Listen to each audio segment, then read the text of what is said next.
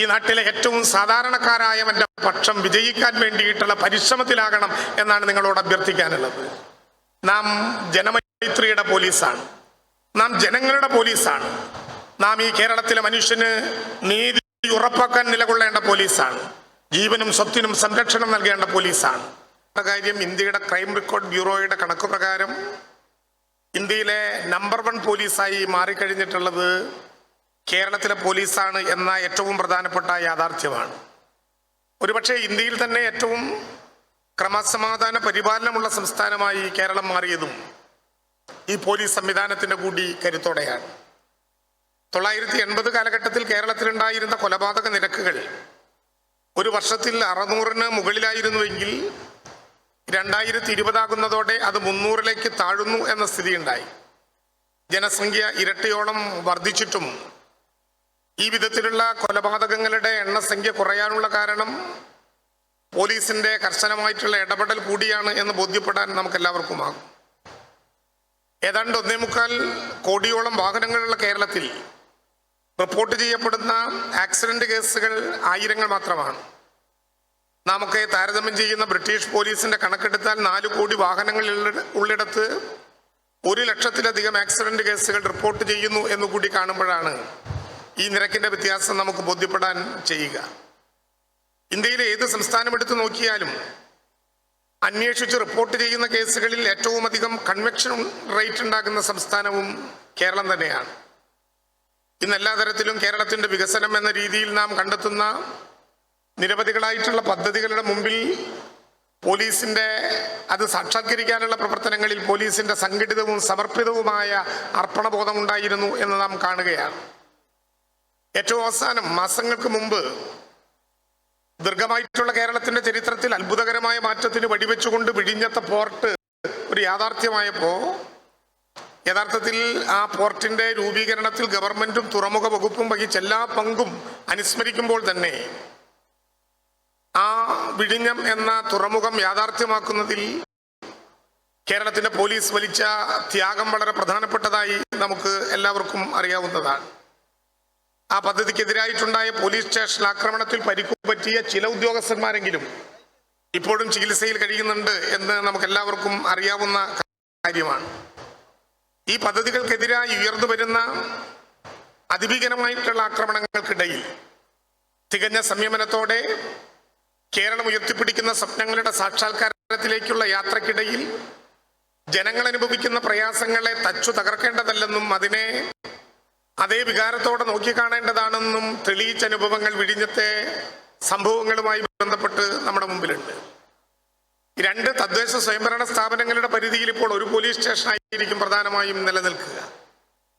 അതുകൊണ്ട് തന്നെ ഒരു വാഹനം വെച്ച് 2 തദ്ദേശ സ്വയംഭരണ സ്ഥാപനങ്ങളുടെ പ്രവർത്തനങ്ങൾക്കിടയിൽ സ്വാഗത പ്രാസംഗികനും അധ്യക്ഷ പ്രാസംഗികനും ഒക്കെ സൂചിപ്പിച്ചതുപോലെ പരിമിതമായിട്ടുള്ള പോലീസുകാരുടെ എണ്ണം വെച്ച് ഈ പ്രവർത്തനങ്ങളെയും അതുയർത്തുന്ന സമ്മർദ്ദങ്ങളെയും എല്ലാം അതിജീവിക്കാൻ പോലീസ് ശ്രമിക്കുന്നുണ്ട്. അക്കാര്യത്തിൽ ഗവൺമെന്റ് ശ്രമകരമായ ചില നിലപാടുകൾ എടുക്കുകയും ചെയ്തിട്ടുണ്ട്.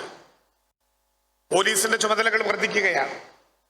കേവലം ലോ ആൻഡ് ഓർഡർ ഇഷ്യൂ കൈകാര്യം ചെയ്യാനും പ്രയാസങ്ങളില്ലാത്ത വിധം ജീവനും സ്വത്തിനും സംരക്ഷണം നൽകാനുമുള്ള ബാധ്യത നിർവഹിക്കേണ്ടി വന്ന പോലീസ് കേരളം കണ്ട നിരവധികളായിട്ടുള്ള ദുരന്ത മുഹൂർത്തങ്ങളിൽ മനുഷ്യപക്ഷത്ത് നിൽക്കുന്ന പോലീസായി മാറി എന്ന് മാത്രമല്ല, കോടതികൾ നിർദ്ദേശിക്കുന്നതനുസരിച്ച് PWD റോഡിന്റെ കുഴി എണ്ണുന്നത് വരെയുള്ള പ്രവർത്തനങ്ങൾക്ക് പലപ്പോഴും പോലീസിനും പോകേണ്ടി വരുന്നു എന്നുള്ള യാഥാർത്ഥ്യവും ഈ ഘട്ടത്തിൽ വർദ്ധിതമായ ജോലിഭാരത്തിന്റെ കൂട്ടത്തിൽ നമുക്ക് പറയപ്പെടേണ്ടതുണ്ട്. ഗാർഹിക ആക്രമണങ്ങളിൽ, കുടുംബ വിഷയങ്ങളിൽ, അയൽത്തർക്കങ്ങളിൽ എല്ലാം ഇടപെടാനുള്ള സമ്മർദ്ദം സ്വാഭാവികമായിട്ടും പോലീസിന്റെ നേരെ പലതവണ ഉയർന്നു വരുന്നുണ്ട്. ടെക്നോളജിയുടെ പുരോഗതിയോടുകൂടി വർദ്ധിച്ചു വരുന്ന സൈബർ ഓൺലൈൻ കുറ്റകൃത്യങ്ങൾ, പ്രതികളെ തേടിയിട്ടുള്ള ഇന്ത്യയുടെ വിവിധ സംസ്ഥാനങ്ങളിലേക്കുള്ള യാത്രകൾ, നേരത്തെ ഇവിടെ പറഞ്ഞതുപോലെ പരിമിതമായ അംഗസംഖ്യ, വർദ്ധിച്ചു വരുന്ന പോലീസിനെതിരായിട്ടുള്ള ആക്രമണങ്ങൾ, പല വിധത്തിലുള്ള മാധ്യമ വിചാരണകൾ, ഇതിനിടയിൽ പോലീസിനെ ഏറ്റവും ഗൗരവത്തോടെ കൊണ്ടുപോവുക എന്നുള്ളത് തന്നെയാണ് സർക്കാർ അതിൻ്റെ ഏറ്റവും പ്രധാനപ്പെട്ട ലക്ഷ്യമായി നമ്മൾ കാണുന്നത്. കഴിഞ്ഞ കാലയളവിൽ ഏകദേശം ഈ ഗവൺമെന്റിന്റെ കാലത്ത് ഏകദേശം 7000-ഓളം പുതിയ തസ്തികകൾ പോലീസിൽ സൃഷ്ടിച്ചു എന്ന യാഥാർത്ഥ്യം നമ്മുടെ മുമ്പിലുണ്ട്. ഒരു വനിതാ ബറ്റാലിയൻ തന്നെ ഈ കാലയളവിൽ കേരളത്തിൽ ഉണ്ടാവുകയുണ്ടായി. 25 പോലീസിന്റെ പുതിയ സബ് ഡിവിഷനുകൾ രൂപീകരിക്കപ്പെടാനായി. പേര് പറയാൻ ഞാൻ ആഗ്രഹിക്കുന്നില്ലെങ്കിലും നിരവധികളായിട്ടുള്ള പോലീസ് സ്റ്റേഷനുകൾ രൂപീകരിച്ചു. കേരളത്തിൽ ഈ ഘട്ടങ്ങളിലെല്ലാം പോലീസ് സേനയുടെ എണ്ണം വർദ്ധിപ്പിക്കുക എന്ന ലക്ഷ്യം ഉയർത്തിപ്പിടിച്ചുകൊണ്ട് വിവിധങ്ങളായിട്ടുള്ള സംവിധാനങ്ങളെ ജനങ്ങളുടെ മുമ്പിൽ അവതരിപ്പിക്കാൻ നമുക്ക് സാധ്യമായിട്ടുണ്ട്. സ്വാഗത പ്രാസംഗികൻ പറഞ്ഞതുപോലെ ഒരു സാധാരണ പോലീസ് ജനമൈത്രി പോലീസ് ആകുന്നു, അത് സ്റ്റുഡന്റ് പോലീസ് കേഡറ്റിനെ സമ്മാനിക്കുന്നു, അത് പിങ്ക് പോലീസിന്റെ നടത്തിപ്പിലേക്ക് പോകുന്നു. പോലീസിന്റെ പ്രവർത്തന പദങ്ങളിലുള്ള വൈവിധ്യം കൊണ്ട് കേരളത്തിലെ ഗവൺമെന്റ് പോലീസിനോടും അതുവഴി ജനങ്ങളോടും പറയാൻ ഉദ്ദേശിക്കുന്ന ഏറ്റവും പ്രധാനപ്പെട്ട ലക്ഷ്യം ജനങ്ങളുടെ മിത്രമായി വരേണ്ട ഒരു വിധത്തിൽ നമ്മുടെ പോലീസ് പെരുമാറേണ്ടതുണ്ട്, ആ വിധത്തിൽ പെരുമാറണം എന്നാണ്. എല്ലാ വിധത്തിലും പോലീസിന്റെ പ്രവർത്തനങ്ങൾ ശ്ലാഘനീയമായി നിരവധി ഘട്ടങ്ങളിൽ നാം എടുക്കുമ്പോഴും സംസ്ഥാന സർക്കാരിന്റെ പോലീസ് നയത്തിന്, പോലീസ് നിലപാടിന് വിരുദ്ധമായി പ്രവർത്തിക്കുന്ന അപൂർവങ്ങളായ സംവിധാനങ്ങൾ, അപൂർവങ്ങളായ സംഭവങ്ങൾ പോലീസിന്റെ പൊതുസമൂഹത്തിന്റെ മുമ്പിലുള്ള വിശ്വസ്തതയും മേന്മയും നഷ്ടപ്പെടാൻ കൂടി ഇടയാകുന്നു എന്ന യാഥാർത്ഥ്യങ്ങളെ തിരിച്ചറിവോടുകൂടി തന്നെ നാം കാണേണ്ടതുണ്ട്. കേരളത്തിലെ ഇടതുപക്ഷ ജനാധിപത്യ മുന്നണി ഗവൺമെന്റിന് ഒരു പോലീസ് നയമുണ്ട്. ജനങ്ങളുടെ ജീവനും സ്വത്തിനും സംരക്ഷണം നൽകുക എന്നു തന്നെയാണ് ആ നയം. ജനങ്ങളുടെ ജീവനും സ്വത്തിനും സംരക്ഷണം നൽകാനുള്ള ഉത്തരവാദിത്വം കേരളത്തിലെ ഗവൺമെന്റ് ഏറ്റെടുക്കുമ്പോൾ ആ ഉത്തരവാദിത്വത്തിൽ ഞങ്ങൾ പ്രതീക്ഷിക്കുന്നത് കേരളത്തിന്റെ പോലീസ് സേനാംഗങ്ങളെ തന്നെയാണ്. കേരളത്തിലെ ഗവൺമെന്റിന്റെ ജനപക്ഷ നയത്തിലും അതിന് അനുരോധമായ വിധത്തിൽ ഉയർത്തിപ്പിടിച്ചിട്ടുള്ള പോലീസ് നയത്തിലും ഏതെങ്കിലും വിധത്തിലുള്ള വെള്ളം ചേർക്കാൻ ആരും അനുവദിക്കരുത് എന്ന് മാത്രമല്ല, അതിന് വിരുദ്ധമായിട്ടുള്ള സമീപനങ്ങൾ ഉണ്ടായാൽ അത് എത്ര ഉയർന്നയാളാണെങ്കിലും മുഖം നോക്കാതെ നടപടിയെടുക്കേണ്ട നിലപാടിലേക്ക് കേരളത്തിലെ ഗവൺമെന്റിന് പോകേണ്ടി വരുന്നത് ശരിയായ വിധത്തിൽ കേരളത്തിലെ പോലീസിനെ കൊണ്ടുപോകാനുള്ള ഉത്തരവാദിത്വം നമുക്കുണ്ട് എന്നുള്ളത് കൊണ്ടാണ്. ഇവിടെ സൂചിപ്പിക്കപ്പെട്ടതുപോലെ നിരവധി മാനസിക സമ്മർദ്ദങ്ങളുടെ നടുവിലൂടെ കടന്നു പോകുന്ന അവസ്ഥയുണ്ട്. അതിന് ഒരു പക്ഷേ നേരത്തെ നിങ്ങൾ പറഞ്ഞ കാരണങ്ങളെല്ലാം ഇടയാകുമെങ്കിലും ആ മാനസിക സമ്മർദ്ദങ്ങളെ മറികടക്കാൻ കഴിയുന്ന വിധത്തിൽ കുറെ കൂടി ക്രിയേറ്റീവായി പോലീസിന്റെ സംവിധാനത്തെ കൊണ്ടുക എന്ന ലക്ഷ്യം വെച്ചുകൊണ്ടാണ് കോടിയേരി ബാലകൃഷ്ണൻ ആഭ്യന്തര വകുപ്പ് മന്ത്രിയായിരിക്കുന്ന കാലത്ത് ആരംഭിച്ച ജനമൈത്രി പോലീസ്. അത് ഇന്ന് ജനങ്ങളുടെ ജീവിതവുമായി ബന്ധപ്പെട്ട പ്രവർത്തനങ്ങൾ ഇടപെടാൻ കഴിയുന്ന വിധത്തിൽ ഉയർന്നു വന്നിട്ടുണ്ട്. ചിലപ്പോ സ്വാഭാവികമായിട്ടും ഇവിടെ ഇനി ചർച്ച ചെയ്യപ്പെടാൻ പോകുന്ന പ്രശ്നങ്ങളിൽ ഒന്നായിരിക്കും സാധാരണ സർക്കാർ ജീവനക്കാരുടെ യോഗത്തിൽ പോകുമ്പോഴൊക്കെ ചർച്ച ചെയ്യുന്നത് പോലെ 18 or 21% ഇനിയും പ്രതീക്ഷയോടെ കാത്തിരിക്കുന്ന DA ഉൾപ്പെടെയുള്ള നടപടിക്രമങ്ങളെ കുറിച്ച്. ഇന്നലെ വൈകുന്നേരം തിരുവനന്തപുരത്ത് നിന്ന് പിരിയുമ്പോൾ കേരളത്തിന്റെ ധനകാര്യ വകുപ്പ് മന്ത്രി നേരെ പോയിട്ടുള്ളത് GST കമ്മിറ്റിയിൽ പങ്കെടുക്കാൻ വേണ്ടിയിട്ടാണ് കേന്ദ്രത്തിൽ.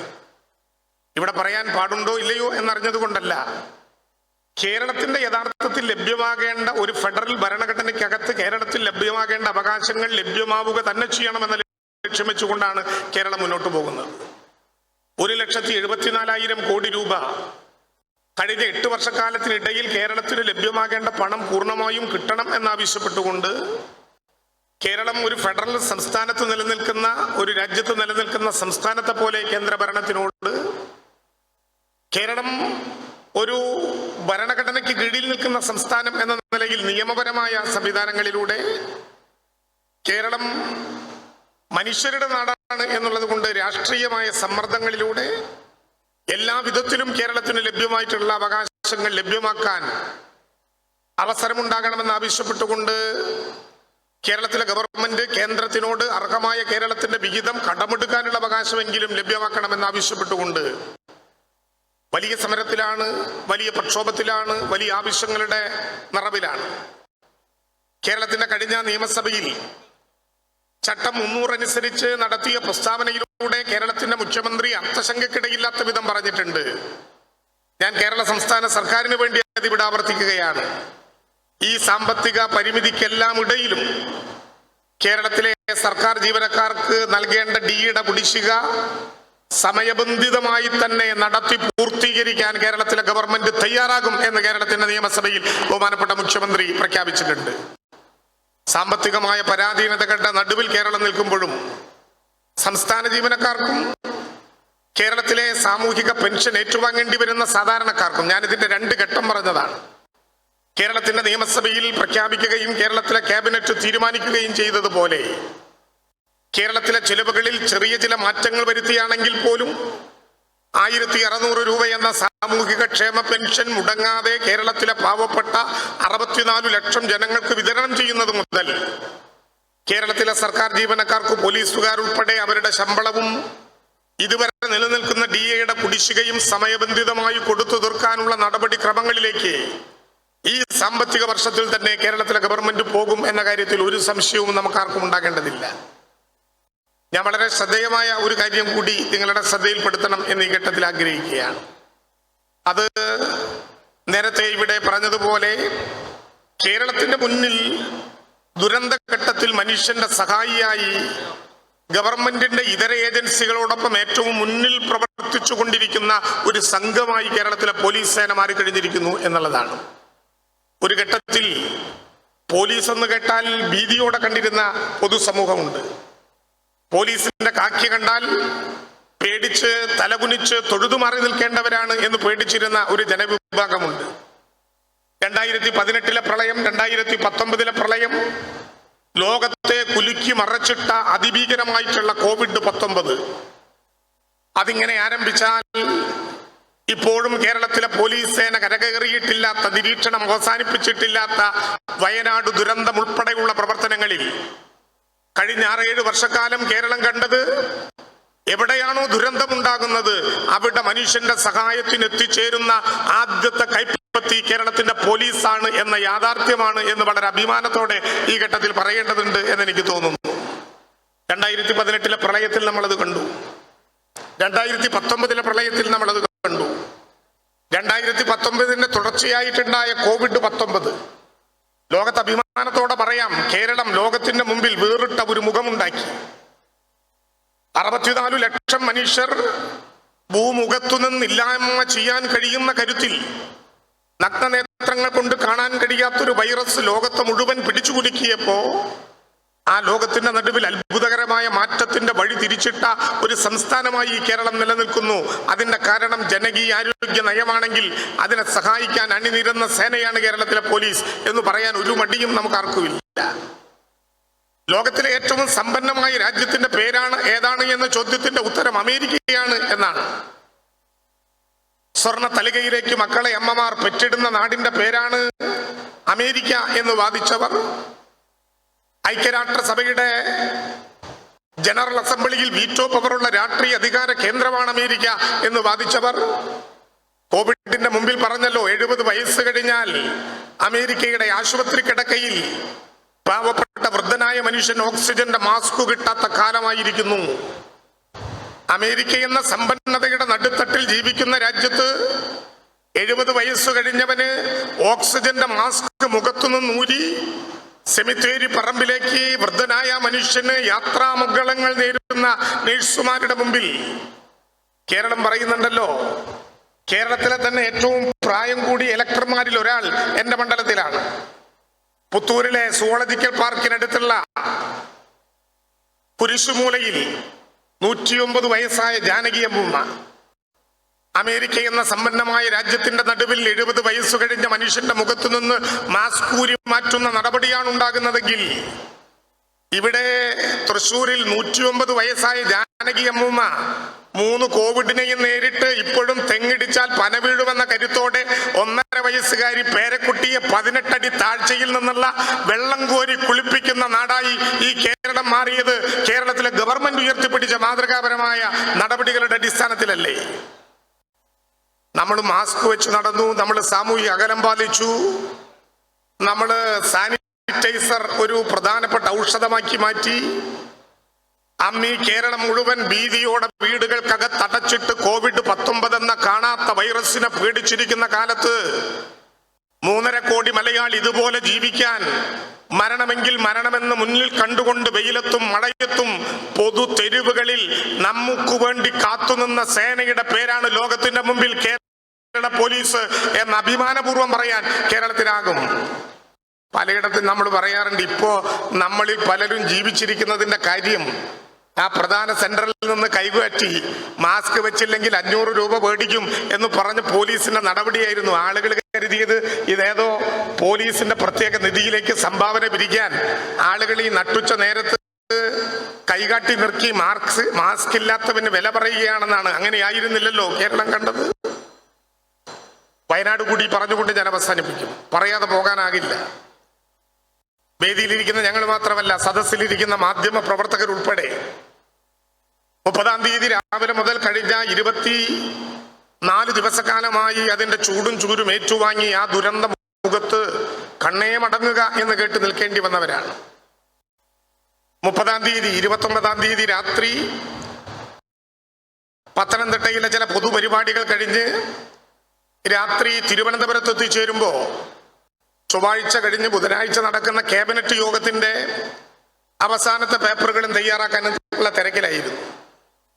ഏതാണ്ട് 1 മണിയോടുകൂടി ചൂരൽമലയിൽ ഒരു ഉരുളുപൊട്ടി എന്ന വാർത്ത കേൾക്കുന്നു. സാധാരണ നിലയിൽ അതിതീവ്രമായ മഴ പെയ്യുന്ന കാലത്ത് ഉരുൾപൊട്ടൽ വാർത്തകളിൽ പ്രത്യേകതയില്ലാത്തത് കൊണ്ടൊരു സാധാരണ ഉരുളായിരിക്കും എന്നാണ് അപ്പ കരുതിയത്. 3 മണി 3:10 വയനാട്ടിലെ ജില്ലാ കളക്ടറും MLAയും തന്നെ നേരിട്ട് വിളിച്ചു പറയുന്നു, അതിഭീകരമായ ഉരുൾപൊട്ടൽ, ചിന്തിക്കാൻ കഴിയാത്ത വിധത്തിലുള്ള ഉരുൾപൊട്ടൽ. 3 മണിക്ക് നിലവിളിച്ചിരുന്ന ശബ്ദങ്ങളും ഉയർന്നിരുന്ന വെളിച്ചങ്ങളും 3 മിനിറ്റ് കൊണ്ട് എന്നേക്കുമായി മുണ്ടക്കയിലും പുഞ്ചിരിമറ്റത്തും അട്ടാമലയിലും അവസാനിപ്പിക്കുന്ന വിധത്തിൽ ഗായത്രി പുഴയിലെ ഇപ്പുറത്ത് മനുഷ്യർക്ക് കാണേണ്ടി വന്ന ഭീകരമായിട്ടുള്ള ഉരുൾപൊട്ടൽ എന്തെല്ലാം നഷ്ടപ്പെട്ടു എന്ന് പറയാനാകില്ല. കേരള സ്റ്റേറ്റ് ഡിസാസ്റ്റർ മാനേജ്മെന്റ് അതോറിറ്റിയിലേക്കാണ് നേരെ കുതിക്കുന്നത്. അവിടെ വയനാട്ടിലെ അന്തരീക്ഷത്തെക്കുറിച്ച് പരസ്പരം ചർച്ച ചെയ്തും കേരളത്തിന് ലഭ്യമാകുന്ന പ്രവചന ഏജൻസികളുടെ അഭിപ്രായങ്ങൾ കേട്ടുപിരിക്കുന്നതിനിടയിൽ 4:30 മണിക്ക് ഞാൻ അത്ഭുതപ്പെട്ടു. കേരളത്തിന്റെ ആരാധ്യനായ മുഖ്യമന്ത്രി നേരിട്ട് ഫോണിൽ വിളിക്കുന്നു. അധികം സംസാരങ്ങളൊന്നും ഉണ്ടായില്ല. 2 ചോദ്യങ്ങളും 2 ഉത്തരങ്ങളും. വയനാട്ടിലേക്ക് പുറപ്പെടുകയായില്ലേ എന്നാണ് ആദ്യത്തെ ചോദ്യം. റെഡി എന്ന് മറുപടി.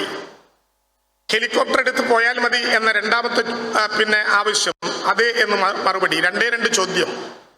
കേരളത്തിന്റെ മുഖ്യമന്ത്രി 4 മണിക്ക് എഴുന്നേറ്റിരുന്ന് കേരളത്തിൽ നടത്തിയ ഏറ്റവും വലിയ ദുരന്ത നിവാരണ പ്രവർത്തനങ്ങൾക്ക് നേതൃത്വം നൽകാൻ തീരുമാനിച്ചു. ഞാനും ബഹുമാനപ്പെട്ട പൊതുമരാമത്ത് വകുപ്പ് മന്ത്രി മുഹമ്മദ് റിയാസും പട്ടികജാതി പട്ടികവർഗക്ഷേമ വകുപ്പ് മന്ത്രി UR കേളുവും ആകാശത്തേക്ക് ഹെലികോപ്റ്റർ ഉയരാൻ പറ്റിയ ആദ്യത്തെ ഘട്ടത്തിൽ തന്നെ അത് ഉയർന്ന് വയനാട്ടിലെ SKMJ സ്കൂളിന്റെ താഴത്തേക്ക് ഇറങ്ങാമെന്ന് കരുതി അവിടെ ഇറങ്ങാൻ പറ്റാത്ത സാഹചര്യത്തിൽ തിരിച്ചു കോഴിക്കോട്ട് വന്നിറങ്ങി കാർമാർഗം ചൂരൽമലയിലേക്ക് പോയിക്കൊണ്ടിരിക്കുമ്പോ ഓരോ മിനിറ്റിലും കേൾക്കുന്ന വാർത്തകൾ മനുഷ്യ മരണത്തിന്റെ, ചോരയുടെ, നിലവിളികളുടെ, ജീവിച്ചിരിക്കുന്ന സ്പന്ദനങ്ങളുടെ പേടിപ്പിക്കുന്ന അറിവുകൾ. ഞങ്ങൾ ചൂരൽമല എന്ന പ്രദേശത്ത് എത്തിച്ചേർന്ന് കൺട്രോൾ റൂമിൽ നിന്ന് നടക്കാൻ ആരംഭിക്കുമ്പോൾ ഉച്ചനേരത്തെ ഉരുൾപൊട്ടൽ കൂടി വന്നു.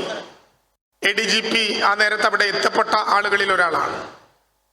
3ാമത്തെ ഉരുള് കൂടി പൊട്ടുകയാണ് ചൂരൽമലയുടെ മുമ്പിൽ. അതിരുദ്രയായി ഒഴുകുന്ന ഗായത്രി നദിയുടെ അപ്പുറത്തേക്ക് കിടക്കാൻ പറ്റാതെ മനുഷ്യൻ കാത്തു നിൽക്കുകയാണ്.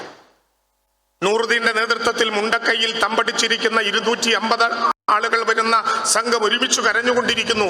ഈ ഗായത്രി പുഴയുടെ ഇപ്പുറത്തേക്ക് ഞങ്ങൾക്കൊന്ന് കടക്കണം, ചൂരൽമലയിലേക്ക് മേപ്പാടിയിലേക്ക് ഞങ്ങൾക്കൊന്ന് കടക്കണം. പോലീസ് എത്തി, NDRF എത്തി, SOG എത്തി, ഫയർഫോഴ്സ് എത്തി.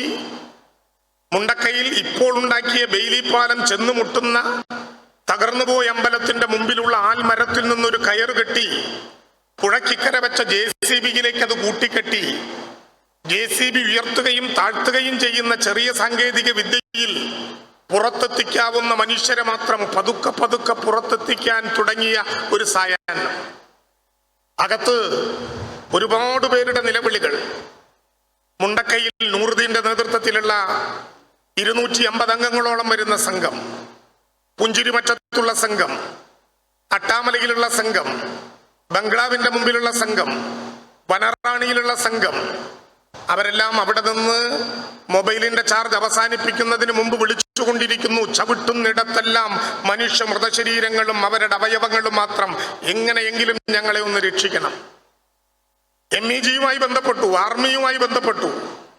മദ്രാസ് എഞ്ചിനീയറിംഗ് ഗ്രൂപ്പ് പറഞ്ഞു ഞങ്ങളുടെ സംഘം, പരീക്ഷണ സംഘം ഏതാനും സമയങ്ങൾക്കകം ചൂരൽമലയിലെത്തും. ഞാൻ പ്രതീക്ഷയോടെ കാത്തിരുന്നു.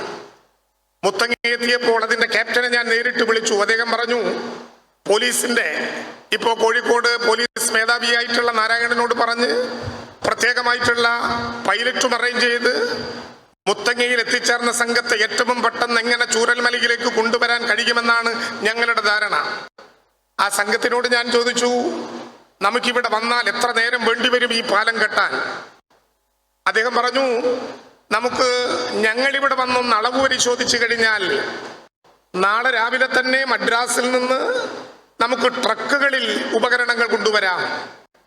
നാളെ വൈകുന്നേരത്തോടെ നിർമ്മാണം ആരംഭിച്ചാൽ മറ്റന്നാൾ ഉച്ചയോടെ അതിന്റെ പണി തീർക്കാം. മനസ്സിൽ ഞാൻ വിചാരിച്ചു, അപ്പോഴേക്കും ഈ നാട്ടിലെ ജനങ്ങളുടെ പണി പൂർണ്ണമായി തീരും. കാരണം ഇനിയും 48 മണിക്കൂർ അതിന് വേണ്ടി വരും. എന്തുണ്ട് മാർഗം?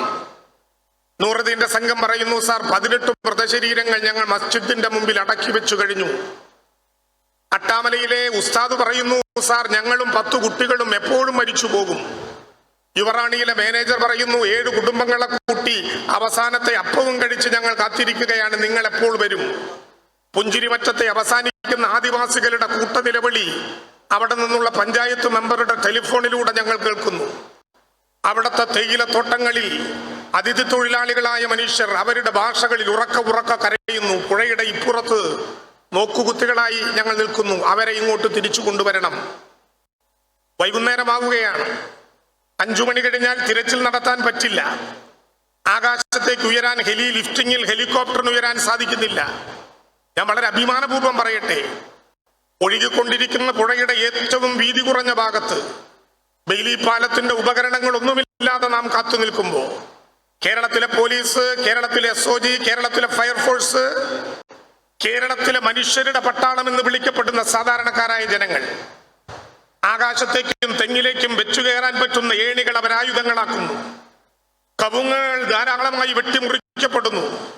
കവുങ്ങുകൾ മുളകൾ ഏണികളോടുകൂട്ടി സംഹാര രുദ്രയായി ഒഴുകിക്കൊണ്ടിരിക്കുന്ന ഗായത്രിയെ വെല്ലുവിളിച്ചുകൊണ്ട് വടം കെട്ടി പോലീസിന്റെ, SOGയുടെ, ഫയർഫോഴ്സിന്റെ, പൊതുജനങ്ങളുടെ നെഞ്ചിലുയർന്നു വരുന്ന കരുത്തിൽ ആദ്യത്തെ പാലം 5:30 മണിക്ക് ഗായത്രി പുഴയുടെ കുറുകെ കെട്ടിയപ്പോ 486-ലേറെ മനുഷ്യരാണ് അവരുടെ കൈപിടിച്ച് ആ പുഴയുടെ ഇപ്പുറത്തേക്ക് ഇങ്ങോട്ട് കടക്കാൻ വേണ്ടി കഴിഞ്ഞത്. സൈന്യത്തിന് വേണ്ടി യോഗം അവസാനിപ്പിക്കുമ്പോ എല്ലാവിധ 18 വിഭാഗങ്ങൾ അടങ്ങുന്ന ഫോഴ്സിനെ സ്വാതന്ത്ര്യ ദിനത്തിന്റെ തലേ ദിവസം ചർച്ചയ്ക്ക് വേണ്ടിയിരിക്കുമ്പോ ഞാൻ അവരോട് പറഞ്ഞു, ഞങ്ങൾ മന്ത്രിമാർ 5 കൊല്ലത്തേക്കുള്ളവരാണ്. ചിലർ അതിനേക്കാൾ കൂടുതൽ കാലമുണ്ടാകും, ചിലർ അതിനേക്കാൾ കുറഞ്ഞ കാലമുണ്ടാകും. സാധാരണ ഞങ്ങൾ മന്ത്രിമാരായ ആളുകൾ ഇറങ്ങി വരുമ്പോ ജനസേവകരായി ഞങ്ങൾക്ക് ചില പോസ്റ്റുകൾ ഉണ്ട്, ചില പരിഗണനകൾ ഉണ്ട് എന്നുള്ളത് കൊണ്ട് ഞങ്ങളെ കാണുമ്പോൾ ദീർഘ സല്യൂട്ട് അടിക്കുന്നവരാണ് നിങ്ങൾ എല്ലാവരും. ഞാൻ ആ സേനാംഗങ്ങളോട് പിണറായി വിജയന്റെ നേതൃത്വത്തിലുള്ള കേരളത്തിലെ ഗവൺമെന്റിന് വേണ്ടി പറഞ്ഞു, നിങ്ങൾ ജീവിതത്തിൽ ഞങ്ങളും ഞങ്ങളുടെ മുൻ തലമുറയ്ക്കും വേണ്ടി അടിച്ച സല്യൂട്ടുകൾ അത്രയും ഒറ്റ ബിഗ് സല്യൂട്ട് കൊണ്ട് ഞങ്ങൾ തിരിച്ചു തരികയാണ് എന്ന് നിങ്ങൾ കരുതണം. അത്രയേറെ സമഗ്രമായ പ്രവർത്തനങ്ങൾക്ക് നേതൃത്വം നൽകി. മറക്കാനാകാത്ത കാഴ്ചകൾ. ഇന്ന് വീണ്ടും അങ്ങോട്ടാണ് പോകുന്നത്. മറക്കാനാകാത്ത കാഴ്ചകൾ. ഞാനും ബഹുമാനപ്പെട്ട പൊതുമരാമത്ത് വകുപ്പ് മന്ത്രി മുഹമ്മദ് റിയാസും കൂടി ആളുകളെയെല്ലാം പുറത്ത് എത്തിച്ച അരയോളം ചളിയിൽ നിന്ന് നേരെ പോകുന്നത് ആസ്റ്റർ ആശുപത്രിയിലെ കിടക്കകളിലേക്കാണ്. എത്തിക്കൊണ്ടിരിക്കുന്ന ഓരോരുത്തരുടെയും മുഖത്ത് നിറഞ്ഞ ദൈന്യത്തിന്റെ നടുവിലേക്ക്. ഏതാണ്ട് രാത്രി 12 മണി കഴിഞ്ഞ് ഞങ്ങളൊരമ്മയെ കണ്ടു. ശ്വാസമടക്കാൻ പറ്റാതെ ഉറക്കം നിലവിളിച്ചു കൊണ്ടിരിക്കുന്ന ഒരമ്മ. നേഴ്സ് എന്ന മാലാക കുഞ്ഞു പറയുന്നുണ്ട്, അമ്മ ഇനിയും കരഞ്ഞാൽ വീണ്ടും ഞങ്ങൾ ICUയിലേക്കാകും. ഞാൻ അവരെ കണ്ടു. എൻ്റെ അമ്മയ്ക്ക് ഇത്തിരി ഉയരം കുറവാണ്. എൻ്റെ അമ്മയുടെ അതേ ഉയരമുള്ള ഒരു സ്ത്രീ. എൻ്റെ അമ്മയ്ക്ക് 80 വയസ്സുണ്ട്. ഏതാണ്ട് അതേ പ്രായമുള്ള ഒരു സ്ത്രീ. സങ്കടം വഹിക്കാതെ കണ്ടപ്പോൾ ഞാൻ അവരെ കെട്ടിപ്പിടിച്ച് നിറകയിൽ ഒരു ഉമ്മ കൊടുത്തു. അവരോട് ഞാൻ പറഞ്ഞു, ഒരു സാധാരണ മന്ത്രി പറയുന്നത് പോലെ കണ്ട കാഴ്ചകൾ മറക്കണം, പുതിയ കാഴ്ചകളെ കുറിച്ച് ചിന്തിക്കണം, പുതിയവർക്ക് വേണ്ടി ആലോചിക്കണം. ഒരുറക്കത്തിൽ ഇതുവരെ കണ്ടതെല്ലാം ദുസ്വപ്നമാണെന്ന് കരുതി മറക്കണം. ആ അമ്മ എന്നെ കൈപിടിച്ചിട്ട് പറഞ്ഞു, ചിരപരിചിതനെ പോലെ, ഞാൻ അമ്മയെ ആദ്യമായി കാണുകയാണ്, ചിരപരിചിതനെ പോലെ മുണ്ടക്കയിലെ ബസ് സ്റ്റാൻഡിന് എതിർവശത്ത് ഞങ്ങൾ 7 വീട്ടുകാർ, എൻ്റെ വീട്, സുദേവന്റെ വീട്, നാസറിന്റെ വീട്, ബഷീറിന്റെ വീട്, ഞാൻ പിന്നീട് അവിടെ എല്ലാം പോയി നോക്കി. ഞാൻ പെറ്റിട്ടതല്ലെങ്കിലും എൻ്റെ വയറിൽ നിന്നുണ്ടായതല്ലെങ്കിലും എൻ്റെ മക്കളെ പോലെ 2 പേർ, ഒരുത്തിന് 11, മറ്റൊരുത്തിന് 13. 11 വയസ്സുകാരനായ അനുജന്റെ തലയിലേക്ക് കോൺക്രീറ്റിന്റെ ഭിത്തി വന്നു പതിക്കാതിരിക്കാൻ 13 വയസ്സുകാരനായ ജ്യേഷ്ഠൻ തലകൊണ്ട് താങ്ങി ചെളിയിൽ നിന്ന് ഉറക്ക നിലവിളിക്കുമ്പോഴാണ് വീടിന്റെ പുറകിൽ ഇങ്ങനെ ഒരു ദുരന്തം നടക്കുന്നത് ഞങ്ങൾ കാണുന്നത്. അമ്മ പറഞ്ഞു, ഞങ്ങൾ 10-15 പേർ ഓടിക്കൂടി, വടിയിട്ട് കൊടുത്തു, തോർത്തിട്ട് കൊടുത്തു. ഞാൻ എൻ്റെ സാരി ഊരി വലിച്ചെറിഞ്ഞു, ഈ മക്കളെ ഒന്ന് തിരിച്ചു കിട്ടും എന്ന് പ്രതീക്ഷിച്ച്. കിട്ടിയില്ല മോനെ. ആ 2 പേരുടെയും മുടിയുടെ അവസാനത്തെ നിറവും ചളിയിലേക്ക് പൂണ്ടുപോകും വരെ ഞാൻ നോക്കി നിന്നു. ആ കാഴ്ച എത്ര ഉറങ്ങിയാൽ എൻ്റെ കണ്ണിൽ നിന്ന് മായും. മന്ത്രിക്ക് മറുപടി ഉണ്ടായില്ല, മന്ത്രിക്കല്ല ആർക്കും മറുപടി ഉണ്ടായില്ല. 442 മൃതശരീരങ്ങളും ശരീരഭാഗങ്ങളും, 178 മൃതശരീരങ്ങളും 2 മൃതശരീരഭാഗങ്ങളും നാം തിരിച്ചറിഞ്ഞു. ബാക്കി 262 മൃതശരീരങ്ങളും മൃതശരീരഭാഗങ്ങളും. നാം കണ്ട കാഴ്ചകൾ ലോകത്തെന്തൊക്കെയാണ്. ഗംഗയുടെ നദീതീരത്ത് മഹാപ്രളയത്തിന് ഇടയിൽ അടിഞ്ഞുകൂടപ്പെട്ട ശരീരഭാഗങ്ങൾ ആരുടേതാണെന്ന് പോലും തീർച്ചപ്പെടുത്താതെ JCB ഹിറ്റാച്ചി നിറച്ചും കോരിയ കുഴിക്കകത്ത് കിട്ടിയ എല്ലാ മൃതശരീരഭാഗങ്ങളും JCB കൊണ്ട് കൂട്ടിയിട്ട് മൂടിയ കുഴികളുടെ മുമ്പിൽ മരവിപ്പോടെ നിന്നിട്ടുണ്ട് ഇന്ത്യ എന്ന രാജ്യം. കേരളം അങ്ങനെയായിരുന്നില്ല ആ മൃതശരീരങ്ങളെ കണ്ടത്. 178 പേരുടെ തിരിച്ചറിഞ്ഞ മൃതശരീരങ്ങൾ, 2 മൃതശരീര ഭാഗങ്ങൾ ആ കുടുംബങ്ങൾക്ക് തന്നെ തിരിച്ചു കൊടുത്തു. ബാക്കി മൃതശരീരങ്ങൾ പരിശോധനയ്ക്കും അന്വേഷണത്തിനും വിധേയമാക്കിയിട്ടും ആരും വരാതിരുന്നാൽ ഡീകമ്പോസ് ചെയ്യുന്നതിന് മുമ്പ് അത് മറവ് ചെയ്യണം എന്നാണ് നിയമം. അത് സംസ്കരിക്കാനാകില്ല, ബുറയിൽ നടത്തണം, മറവ് ചെയ്യണം. എങ്ങനെ മറവ് ചെയ്യും ഇത്രയേറെ മൃതശരീരങ്ങൾ? ആരെങ്കിലും വന്നാൽ പിന്നെ ഇവരെ തിരിച്ചു കൊടുക്കുന്നത് എവിടെയാണ്? എൻ്റെ അമ്മ മരിച്ചത് എവിടെയാണെന്ന്, എവിടെയാണ് കുഴിച്ചിട്ടത് എന്ന് ചോദിച്ചാൽ പറയാൻ നമുക്ക് നാവുണ്ടാകണ്ടേ, ഭാഷയുണ്ടാകണ്ടേ, സ്ഥലമുണ്ടാകണ്ടേ? ഞങ്ങൾ ആലോചിച്ചു. പുത്തുമലയിലെ 1 ഏക്കർ ഭൂമി റവന്യൂ ദുരന്ത നിവാരണ വകുപ്പ് അതിനു വേണ്ടി പിടിച്ചെടുത്തു. ആ ഭൂമിയിലേക്ക് കൊണ്ടുപോകുമ്പോ പേരറിയാത്ത ആളറിയാത്ത മുഴുവൻ മൃതശരീരങ്ങളും DNA ടെസ്റ്റിന് വിധേയമാക്കി. DNA ടെസ്റ്റിന് വിധേയമാക്കിയതിനു ശേഷം മൃതശരീരങ്ങൾ മാത്രമല്ല, ഓരോ മൃതശരീര ഭാഗങ്ങളും മൃതശരീര അവശിഷ്ടങ്ങളും, അത് കൈയാകാം, കാലാകാം, തലയാകാം, ചെവിയാകാം, കിഡ്നിയാകാം, കൈപ്പത്തിയാകാം, ചൂണ്ടുവിരലാകാം, ഓരോന്നിനെയും പ്രത്യേക പരിഗണനയോടെ പ്രത്യേക കവറുകളിലാക്കി.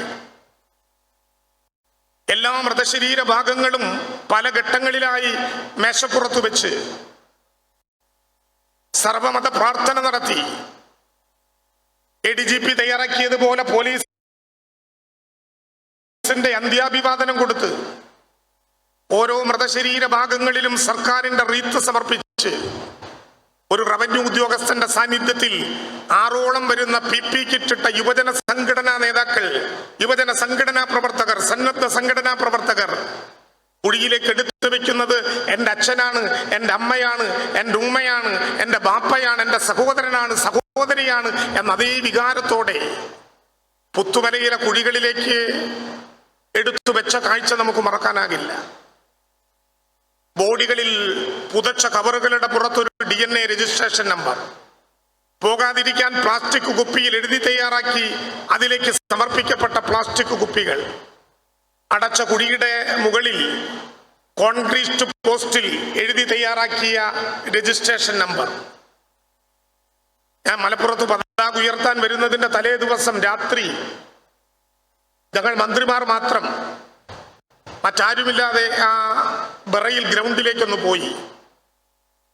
അവിടെ നിർവികാരരായി ഇത് നോക്കി നിൽക്കുമ്പോൾ ഞങ്ങൾ തിരിച്ചറിഞ്ഞു, സാധാരണ ഒരു ശവപ്പറമ്പിൽ പോയാൽ മരണപ്പെട്ടു മണിക്കൂറുകൾക്കകം ഗ്രാനൈറ്റിൽ പേരും ജനിച്ച വർഷവും മരിച്ച വർഷവും ബന്ധുമിത്രാദികളുടെ നിരപരാധികളുടെ പേരും കുടുംബ പേരും ആലേഖനം ചെയ്ത ഗ്രാനൈറ്റുകൾ നിറയേണ്ട ഒരു ശവപ്പറമ്പിൽ പേരില്ലാതെ കുറ്റികളിൽ രജിസ്റ്റർ നമ്പർ മാത്രമായ 246 ശരീരാവശിഷ്ടങ്ങൾ കുഴികളിൽ DNA ടെസ്റ്റും ശേഷം നടക്കുന്ന രക്തസാമ്പിളുകളുടെ ക്രോസ് മാച്ചിങ് കഴിഞ്ഞാൽ ശരിയായ ബന്ധു എത്തിച്ചേരുമെന്ന് കരുതി കാത്തിരിക്കുന്ന ദുഃഖകരമായൊരു രംഗം നിങ്ങൾക്ക് അവിടെ കാണാം.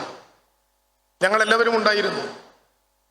ഒരു ദിവസം 154 മൃതശരീരങ്ങളും 154 മൃതശരീര ഭാഗങ്ങളും 34 മൃതശരീരങ്ങളും മറവ് ചെയ്യേണ്ടി വന്നു. 3:30 മണി മുതൽ രാത്രി 12:15 മണി വരെ പൊരിഞ്ഞ മഴയിൽ നമ്മുടെ മക്കളിട്ട, നമ്മുടെ കുട്ടികളിട്ട ശരീരങ്ങളിലെ ടീഷർട്ടുകളിൽ പല സംഘടനകളുടെ പേരുണ്ട്.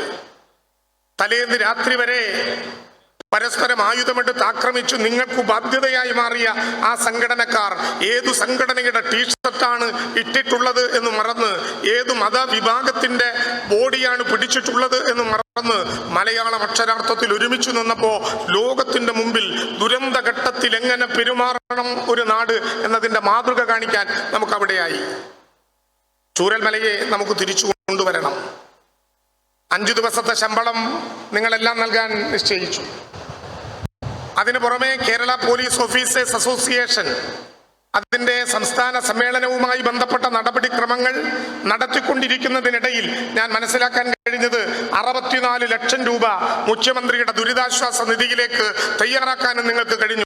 അഭിവാദ്യങ്ങൾ, ഏറ്റവും സ്നേഹപൂർവമായ അഭിവാദ്യങ്ങൾ. പക്ഷേ അതുകൊണ്ട് തീരുന്നില്ല. നമുക്ക് ആ ചൂരൽമലയെ തിരിച്ചു പിടിക്കണം. അവർ നമ്മുടെ സഹോദരന്മാരായിരുന്നു, നമ്മുടെ അച്ഛനും അമ്മയുമായിരുന്നു. അവരെ തിരിച്ചു പിടിക്കണം, ആ നാടിനെ തിരിച്ചു പിടിക്കണം. അവർക്ക് നഷ്ടപ്പെട്ടതൊന്നും തിരിച്ചു കൊടുക്കാൻ നമുക്കാകില്ല. പക്ഷേ നഷ്ടപ്പെട്ടില്ലായിരുന്നെങ്കിലെന്ന് തോന്നും വിധം അവരുടെ ജീവിതം മാറാതിരിക്കാൻ നമുക്ക് ചെയ്തു തീർക്കാൻ ഒരുപാട് പ്രവർത്തനങ്ങൾ ഇനിയും നമ്മുടെ മുമ്പിൽ ബാക്കിയുണ്ട്. ബഹുമാനപ്പെട്ട കേരളത്തിന്റെ മുഖ്യമന്ത്രി പറഞ്ഞിരിക്കുന്നു, അവിടെ നാം ഒരു ടൗൺഷിപ്പ് ഇല്ലാത്തവർക്ക് വേണ്ടി, ഒറ്റപ്പെട്ടവർക്ക് വേണ്ടി, അവരാരും അനാഥരല്ലെന്നും സനാതത്വത്തിന്റെ വലിയ ഒരു മനുഷ്യ സ്നേഹ കടൽ അവരുടെ മുമ്പിലുണ്ടെന്നും പ്രഖ്യാപിക്കാൻ കഴിയുന്ന വിധത്തിൽ ഒരു ടൗൺഷിപ്പ് കേരളം അവിടെ നിർമ്മിക്കാൻ വേണ്ടി പോവുകയാണ്. ഞാൻ കഴിഞ്ഞ ദിവസം മലപ്പുറത്ത് KT ജലീലിന്റെ മണ്ഡലത്തിലുള്ള ഇമ്പിച്ചു ബാബ സ്മാരക ആശുപത്രിയിൽ ഒരു CT സ്കാനിന്റെ മെഷീൻ ഉദ്ഘാടനം ചെയ്യാൻ വേണ്ടി പോയി. എന്റെ പ്രസംഗം കഴിഞ്ഞപ്പോ അവിടുത്തെ സ്മാരക ട്രസ്റ്റിന്റെ ചെയർമാൻ പറഞ്ഞു, അതിഥി തൊഴിലാളികളായിട്ടുള്ള ഒരു സംഘം അങ്ങയെ കാണാൻ വന്നിട്ടുണ്ട്. ഒരു അച്ഛനും അമ്മയും ഒരു കുഞ്ഞും. ആ കുഞ്ഞ് ജനിച്ചു വീണത് ഈ മലയാള ഭൂമിയിലാണ്. 2 പേരും ഒറീസക്കാരാണ്. അവർ ഇത്തിരി മലയാളം പഠിച്ചു വരുന്നു. 3-ാം ക്ലാസ്സിലാണ് ആ കൊച്ചു പഠിക്കുന്നത്. 1-ാം ക്ലാസ് മുതൽ അച്ഛന്റെ കീശയിലുള്ള ചില്ലറ തുട്ടികളുടെ ഏക അവകാശിയാണ് ഈ മകൾ. അവൾ 3-ാം ക്ലാസ് വരെ ഒരാൾക്കും കൊടുക്കാതെ, അച്ഛന് പോലും കടം കൊടുക്കാതെ, അമ്മയ്ക്ക് പോലും എടുക്കാൻ കൊടുക്കാതെ, കൊടുക്കയില്ലാത്തത് കൊണ്ട് ഒരു കൊച്ചു പ്ലാസ്റ്റിക് കവറിൽ ഇട്ട് കിടക്കുന്ന നേരത്ത് തലയ്ക്ക് താഴെ വെച്ചുറങ്ങുന്ന ഒരു പ്ലാസ്റ്റിക് കവർ എടുത്തു കൊണ്ടുവന്ന് മന്ത്രി എന്ന നിലയിൽ എന്നെ അറിയില്ലെങ്കിലും നിറകണ്ണുകളോടെ എനിക്ക് സമ്മാനിച്ചു. കലക്ടർ മുമ്പിൽ പോയി എണ്ണി നോക്കിയപ്പോ 1037 രൂപ 50 പൈസ. ആ കൊച്ചിന്റെ പേര് ദിവ്യ എന്നാണ്. 1037 രൂപ 50 പൈസ തന്ന ദിവ്യ എന്ന കൊച്ചു കൂട്ടുകാരി മുതൽ 1 ലക്ഷവും 5 ലക്ഷവും 10 ലക്ഷവും 1 കോടിയും 5 കോടിയും 2 കോടിയും 10 കോടിയും ഒക്കെ പ്രഖ്യാപിച്ച ആളുകൾ ധാരാളമായി നമ്മുടെ സമൂഹത്തിലുണ്ട്. ഞാൻ കേരളത്തിലെ ഗവൺമെന്റിന് വേണ്ടി പറയട്ടെ, കേരളത്തിലെ ഗവൺമെന്റ് എന്നതുകൊണ്ട് ഞാൻ അർത്ഥമാക്കുന്നത് കേരളത്തിന്റെ നിയമസഭയിൽ ഭൂരിപക്ഷമുള്ള 99 അംഗങ്ങളുടെ ഗവൺമെന്റ് എന്നല്ല, പ്രതിപക്ഷത്തിരിക്കുന്ന 41 പേരുടെയും കൂടി ഗവൺമെന്റ് എന്നുമല്ല. കേരളത്തിലെ ഭരണപക്ഷത്തിന്റെയും പ്രതിപക്ഷത്തിന്റെയും പക്ഷമില്ലാത്തവരുടെയും 3.5 കോടി ലോക മലയാളത്തിന്റെ ഗവൺമെന്റിന് വേണ്ടി ഞാൻ പറയട്ടെ, കേരളം നടത്തുന്ന പുനരധിവാസ പ്രവർത്തനം ലോകം ശ്രദ്ധിക്കപ്പെട്ട മോഡലിലായിരിക്കും. മാധ്യമ സുഹൃത്തുക്കൾ എല്ലാവരും ഉണ്ട്. ചിലരിപ്പോഴേ ചോദിച്ചു തുടങ്ങി, ദിവസം 24 ആയിട്ടേ ഉള്ളൂ, പലയിടത്തും താൽക്കാലിക പുനരധിവാസ പ്രവർത്തനങ്ങൾ 2-3 കൊല്ലം കഴിഞ്ഞ അനുഭവമുള്ള ഈ കേരളത്തിൽ ഒറ്റ മാസക്കാലം കൊണ്ട് താൽക്കാലിക പുനരധിവാസം പൂർത്തീകരിക്കുമെന്നും ദുരന്തബാധിതരാരാണോ അവർക്കെല്ലാം പുനരധിവാസ പാക്കേജ് നടപ്പിലാക്കുമെന്നും പ്രഖ്യാപിക്കപ്പെട്ടതാണ് കേരളത്തിൽ. ഒരു സാവധാനവുമില്ല, ഒരു കാലതാമസവുമില്ല. 17 ക്യാമ്പുകൾ 5ആയി തീർന്നു. 786 കുടുംബങ്ങൾ 97ആയി കുറഞ്ഞു. ഏറ്റവും അടുത്ത ദിവസങ്ങളിൽ സൗകര്യമായ തലത്തിലൂടെ മുഴുവൻ ആളുകളെയും താൽക്കാലിക പുനരധിവാസ ക്യാമ്പുകളിലേക്ക് എല്ലാ സൗകര്യങ്ങളുടെയും മാറ്റും. ഒരു തിരച്ചിലും അവസാനിച്ചിട്ടില്ല. ആരെവിടെ ചൂണ്ടിക്കാണിച്ചാലും തിരയാൻ 6 സൈന്യ വിഭാഗത്തിന്റെ പോലീസ് ഉൾപ്പെടെ 6 സംഘ വിഭാഗത്തിന്റെ പ്രതിനിധികൾ മലപ്പുറത്തും വയനാട്ടിലുമായി കാത്തിരിക്കുന്നുണ്ട്. അതിന് പ്രത്യേകമായ ക്യാമ്പുകൾ തയ്യാറാക്കിയിട്ടുണ്ട്. എവിടെ ചൂണ്ടിക്കാണിച്ചാലും അന്വേഷിക്കാൻ. ഞാൻ വളരെ വിനയപൂർവ്വം പറയട്ടെ, കോടിക്കണക്കിന് രൂപ മാത്രം സംഭാവന ചെയ്യുന്നവരുടെ മാത്രം പുനരധിവാസമായിരിക്കില്ല ഇവിടെ നടക്കുന്നത്. അതിന്റെ നേതൃത്വം അവർ മാത്രമായിരിക്കില്ല. ഞാൻ നേരത്തെ പറഞ്ഞതുപോലെ 30-ാം തീയതി രാത്രി 12:42 ബഹുമാനപ്പെട്ട റിയാസ് മിനിസ്റ്ററും കൂടി ആസ്റ്റർ മെഡിസിറ്റിയിലെ അവസാനത്തെ രോഗിയെയും കാണാനുള്ള തിരക്കിൽ ഓടിക്കൊണ്ടിരിക്കുമ്പോൾ മൊബൈലിലെ കിളിച്ചിലച്ചു. വാട്സപ്പിൽ ഒരു സന്ദേശം വന്നിട്ടുണ്ട് എന്നാണ് ചിലച്ച കിളിയുടെ ശബ്ദം കൊണ്ട് നാം തിരിച്ചറിയേണ്ടത്. വേഗതയിൽ വാട്സപ്പ് നോക്കി, ഓരോ മിനിറ്റിലും സന്ദേശം വരുന്ന നേരത്ത് വേഗതയിൽ വാട്സപ്പ് നോക്കി. എന്നെ അത്ഭുതപ്പെടുത്തി. പ്രായം കൊണ്ട് എന്റെ എത്രയില്ലാത്ത ഒരു കുഞ്ഞിനെ പെറ്റത് കൊണ്ട് മാത്രം അമ്മ എന്ന് വിളിക്കാവുന്ന ഒരു പെൺകുട്ടി അഥവാ ഒരമ്മ മന്ത്രി എന്ന നിലയിൽ എനിക്കൊരു സന്ദേശം അയച്ചിരിക്കുന്നു. ഞാൻ അറിയാത്ത, ഇതുവരെ കണ്ടിട്ടില്ലാത്ത, ഏതു മൂലയിലുണ്ട് എന്ന് അതുവരെ കണ്ടിട്ടില്ലാത്ത ഒരമ്മ അഥവാ ഒരു പെൺകുട്ടി. അവൾ എഴുതിയിരിക്കുന്ന സന്ദേശം: മുല കുടിക്കാൻ പറ്റാതെ ഒറ്റപ്പെട്ടു പോയ മക്കളാരെങ്കിലും ഈ കൂട്ടത്തിലുണ്ടെങ്കിൽ നിറമാറുമായി ഒരമ്മ വെളിപ്പാടകല കാത്തിരിക്കുന്നുണ്ട് എന്നവരറിയിക്കണം. പ്രിയപ്പെട്ടവരെ, മുല കൊടുക്കാത്ത കുട്ടിക്ക് മുല കൊടുക്കാൻ നിറമാറുമായി കാത്തിരിക്കുന്ന മലയാളത്തിന്റെ മാതൃത്വത്തിൽ നിന്ന് ആരംഭിക്കുന്നതാണ് കേരളത്തിന്റെ പുനരധിവാസം. ആ പുനരധിവാസം ഏറ്റവും ഉജ്ജ്വലമായി കേരളത്തിൽ ഈ ഗവൺമെന്റ് എല്ലാ വിഭാഗത്തിലുള്ള ജനങ്ങളെയും കൂട്ടിച്ചേർത്തുകൊണ്ട് നടപ്പിലാക്കും. ആ പ്രവർത്തനങ്ങളിൽ മനുഷ്യപക്ഷത്തു നിന്നുകൊണ്ട് നിങ്ങൾ അണിനിരന്നു എന്നുള്ളത് ഏറ്റവും പ്രധാനപ്പെട്ട സംഭവമായി നിങ്ങളോട് രേഖപ്പെടുത്താനുണ്ട്. ഒരു കാര്യം കൂടി പറഞ്ഞുകൊണ്ട് ഞാൻ അവസാനിപ്പിക്കാം. നിങ്ങളുടെ തൂലികയിൽ IPCയിലെ ധാരാളമായിട്ടുള്ള വകുപ്പുകൾ ഏറ്റവും പെട്ടെന്ന് വന്നുചേരാൻ പറ്റുന്നവരാണ് നിങ്ങൾ. എല്ലാ വകുപ്പുകളും അറിയാവുന്നവരാണ്. NI ആക്ടിന്റെ 138 പ്രകാരം എത്തിച്ചേർന്ന ഒരാളെ അകത്തു പോകണമെങ്കിൽ ഒരു 420 കൂടി ചേർത്താൽ മതി എന്ന് പെട്ടെന്ന് മനസ്സിലാക്കുന്നവരാണ് നിങ്ങൾ. സാധാരണ നിലയിൽ കുടിവെള്ളത്തിന്റെ സമരവുമായി വരുന്ന ഒരു പാവപ്പെട്ടവനോട് 383 ഇട്ടാൽ പാർലമെന്റ് പാസ്സാക്കിയത് കൊണ്ട് എളുപ്പവിവൻ പുറത്തേക്ക് ഇറങ്ങി വരില്ല എന്ന് മനസ്സിലാക്കാൻ പറ്റുന്നവരാണ് നിങ്ങൾ. 120B ഒരു ക്രിമിനൽ കോൺസ്പിറൻസി ആണെങ്കിലും ക്രിമിനൽ കോൺസ്പിറൻസിയും ചാർത്തിയാൽ ഉണ്ടാകുന്ന ഭവിഷ്യത്തുകൾ ഒരു സമരത്തിന് നേരെ കൊടുക്കാൻ പറ്റുന്നവരുമാണ് നിങ്ങൾ. IPC പുതിയ പേരിലാണെങ്കിലും നേരത്തെ അധ്യക്ഷൻ പറഞ്ഞതുപോലെ അതിൻ്റെയൊക്കെ പേര് മാറ്റിയിട്ടുണ്ടെങ്കിലും കൂടുതൽ കരുത്തോടെ, കൂടുതൽ ഗൗരവത്തോടെ അത് നിലനിൽക്കുകയാണ്. അതിനെ എങ്ങനെയും എടുത്ത് ഉപയോഗിക്കാൻ നമുക്ക് പറ്റും. പക്ഷേ അത് ഉപയോഗിക്കുന്നത് ഈ നാട്ടിലെ ഏറ്റവും സാധാരണക്കാരായവന്റെ പക്ഷം വിജയിക്കാൻ വേണ്ടിയിട്ടുള്ള പരിശ്രമത്തിലാകണം എന്നാണ് നിങ്ങളോട് അഭ്യർത്ഥിക്കാനുള്ളത്. നാം ജനമൈത്രിയുടെ പോലീസാണ്. നാം ജനങ്ങളുടെ പോലീസാണ്. നാം ഈ കേരളത്തിലെ മനുഷ്യന് നീതി ഉറപ്പാക്കാൻ നിലകൊള്ളേണ്ട പോലീസാണ്. ജീവനും സ്വത്തിനും സംരക്ഷണം നൽകേണ്ട പോലീസാണ്. പ്രളയകാലത്ത് കാണിച്ച ഹൃദയവായ്പയോടെ, കോവിഡ് കാലത്ത് മനുഷ്യത്വത്തോടെ ഇടപെടൽ നടത്തിയ ഇടപെടലുകളുടെ മുഖച്ഛായയോടെ, ചൂരൽമലയുടെ ദുരന്ത മുഹൂർത്തത്തിൽ വെള്ളവും ഭക്ഷണവും കിട്ടാനില്ലാത്ത നേരത്തും പരാതികളും പരിഭവങ്ങളും ഒന്നുമില്ലാതെ മനുഷ്യനെ ജീവനോടെ തിരിച്ചു കൊണ്ടുവരികയോ മരണപ്പെട്ടവനെ ബന്ധപ്പെട്ടവർക്ക് തിരിച്ചു കൊടുക്കുകയോ ചെയ്യേണ്ട വലിയ ഉത്തരവാദിത്വം കൂടി നിർവഹിക്കാനുണ്ട് എന്ന് തിരിച്ചറിഞ്ഞ് പ്രവർത്തിച്ച പോലീസിനെ പോലെ കേരളത്തിന്റെ അഭിമാനമാകുന്ന ഒരു പോലീസ് സേനയായി നിങ്ങൾക്ക് പ്രവർത്തിക്കാൻ സാധിക്കട്ടെ എന്ന് അഭ്യർത്ഥിച്ചുകൊണ്ട് നമുക്ക് ഒരുമിച്ച് നമ്മുടെ ചൂരൽമലയെ, നമ്മുടെ മലയാളത്തെ ലോകം അംഗീകരിക്കും വിധത്തിലുള്ള പ്രവണതകളോടെ തിരിച്ചു കൊണ്ടുവരണം. ഞാൻ ഉറപ്പിച്ചു പറയുന്നു, ചൂരൽമലയെ നാം തിരിച്ചു പിടിക്കും. വയനാടിനെ നാം തിരിച്ചുപിടിക്കും. ഒരുപക്ഷെ ലോകത്തിന്റെ മുമ്പിൽ പുനരധിവാസത്തിന്റെ ഒരു കേരള മോഡലായിരിക്കും ഈ പുനരധിവാസം കൊണ്ട് നമ്മൾ സാധ്യമാക്കുക എന്നുകൂടി നിങ്ങളെ അറിയിച്ചുകൊണ്ട് നിങ്ങളുടെ ഈ സംസ്ഥാന സമ്മേളനത്തിന് കേരള സംസ്ഥാന ഗവൺമെന്റിന്റെ എല്ലാ അഭിവാദനങ്ങളും നേർന്ന് ഇവിടെ സ്വാഗത പ്രാസംഗികൻ പറഞ്ഞ ചില പ്രശ്നങ്ങൾ ബഹുമാനപ്പെട്ട മുഖ്യമന്ത്രി തന്നെ ഈ സമ്മേളനത്തിൽ നേരിട്ടെത്തുന്നുണ്ട്. അദ്ദേഹത്തിന്റെ ശ്രദ്ധയിലുണ്ടാകും. അക്കാര്യങ്ങൾ വകുപ്പിന്റെ ചുമതലയുള്ള മന്ത്രി എന്ന നിലയിൽ കൂടി കേരളത്തിന്റെ ഏറ്റവും പ്രിയങ്കരനായ മുഖ്യമന്ത്രി നിങ്ങളോട് സൂചിപ്പിക്കും എന്ന പ്രതീക്ഷയോടെ നിങ്ങൾ എല്ലാവരെയും ഒരിക്കൽ കൂടി അഭിവാദ്യം ചെയ്തുകൊണ്ട് ഈ സമ്മേളനം നിങ്ങളുടെ എല്ലാ അനുവാദത്തോടെ ഉദ്ഘാടനം ചെയ്തതായി അറിയിക്കുന്നു. നമസ്കാരം.